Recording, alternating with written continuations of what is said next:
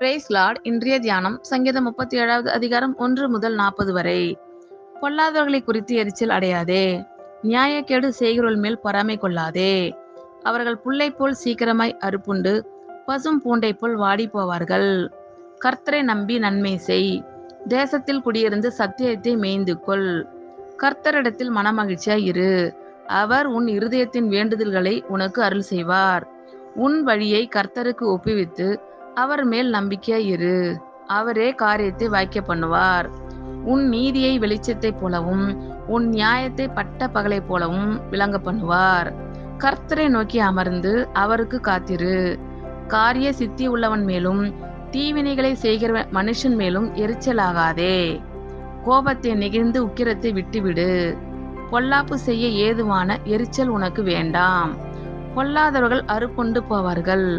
கர்த்தருக்கு காத்திருக்கிறவர்களோ பூமியை சுதந்திரித்துக் கொள்வார்கள். இன்னும் கொஞ்ச நேரம்தான், அப்போது துன்மார்க்கன் ஈரான். அவன் ஸ்தானத்தை உற்று விசாரித்தாய், ஆனால் அவன் இல்லை. சாந்த குணமுள்ளவர்கள் பூமியை சுதந்திரித்து மிகுந்த சமாதானத்தினால் மனமகிழ்ச்சியாய் இருப்பார்கள். துன்மார்க்கன் நீதிமானுக்கு விரோதமாய் தீங்கு நினைத்து அவன் பேரில் பற்கடிக்கிறான். ஆண்டவர் அவனை பார்த்து நகைக்கிறார், அவனுடைய நாள் வருகிறதென்று காண்கிறார். சிறுமையும் எளிமையானவனை மடிவிக்கவும் செம்மை மார்க்கத்தாரை விழப்பண்ணவும் துன்மார்க்கர் பட்டயத்தை உருவி தங்கள் வில்லை நாணேற்றுகிறார்கள். ஆனாலும் அவர்கள் பட்டயம் அவர்களுடைய இருதயத்திற்குள் உருவி போம், அவர்கள் வில்லுகள் முறியும். அநேக துன்மார்க்கருக்குள்ள செல்வ திரட்சியை பார்க்கிலும் நீதிமானுக்குள்ள கொஞ்சமே நல்லது. துன்மார்க்கருடைய புயங்கள் முறியும், நீதிமான்களையோ கர்த்தர் தாங்குகிறார்.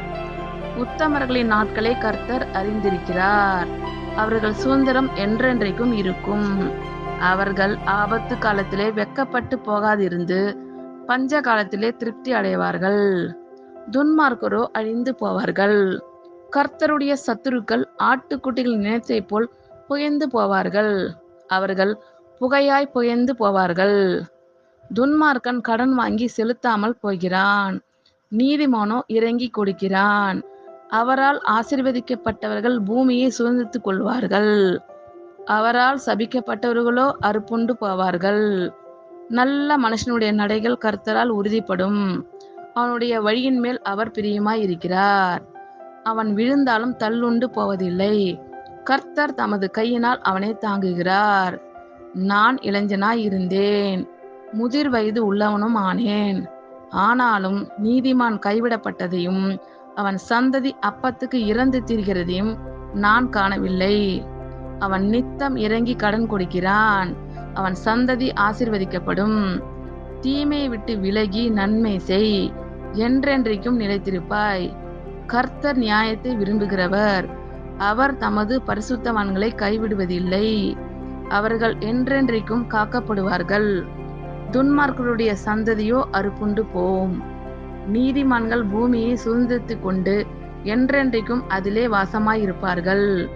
நீதிமானுடைய வாய் ஞானத்தை உரைத்து அவனுடைய நாவு நியாயத்தை பேசும்.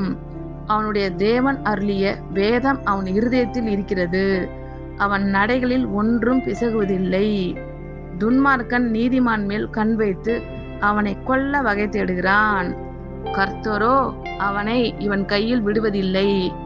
அவன் நியாயம் விசாரிக்கப்படுகையில் அவனை ஆக்கினைக்குள்ளாக தீர்ப்பதும் இல்லை. நீ கர்த்தருக்கு காத்திருந்து அவருடைய வழியை கைக்கொள், அப்பொழுது நீ பூமியை சுதந்திரித்துக் கொள்வதற்கு அவர் உன்னை உயர்த்துவார். துன்மார்க்கர் அறுப்புண்டு போவதை நீ காண்பாய். கொடிய பலவந்தனான ஒரு துன்மார்க்கனை கண்டேன். அவன் தனக்கேற்ற நிலத்தில் முளைத்திருக்கிற பச்சை மரத்தை போல் தழைத்தனாயிருந்தான். ஆனாலும் அவன் ஒழிந்து போனான். பாருங்கள், அவன் இல்லை. அவனை தேடினேன், அவன் காணப்படவில்லை. நீ உத்தமனை நோக்கி செம்மையானவனை பார்த்திரு, அந்த மனுஷனுடைய முடிவு சமாதானம். அக்கிரமக்காரர் ஏகமாய் அழிக்கப்படுவார்கள், அறுப்புண்டு போவதே துன்மார்க்கரின் முடிவு. நீதிமான்களுடைய இரட்சிப்பு கர்த்தரால் வரும், இக்கட்டு காலத்தில் அவரே அவர்கள் அடைக்கலம்.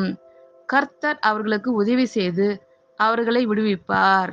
அவர்கள் அவரை நம்பியிருக்கிறபடியால் அவர்களை துன்மார்க்கருடைய கைக்கு தப்பிவித்து ரட்சிப்பார். ஆமென். கர்த்தர் உங்கள் அனைவரையும் ஆசீர்வதிப்பாராக. God bless you all.